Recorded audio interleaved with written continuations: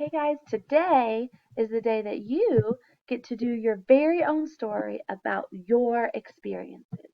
You get to tell me the characters, the setting, the problem, and the solution, and all of them are true about your life. So stop and think about what is most important to you, an experience that you have had. Watch my video to see what mine is, and then I want you to share yours out with the class. The characters are me and my daughter Abby. The setting is my uncle's house on a trampoline.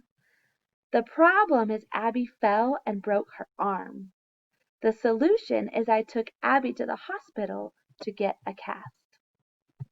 Now I want to be able to tell the story with my topic, first, next, last, and closing. One day, Abby and I were at my uncle's house outside on a trampoline.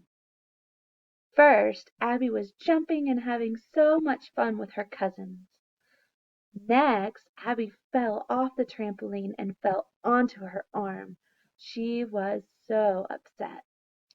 Last, I took Abby to the hospital to get a cast on her arm to help it to feel better.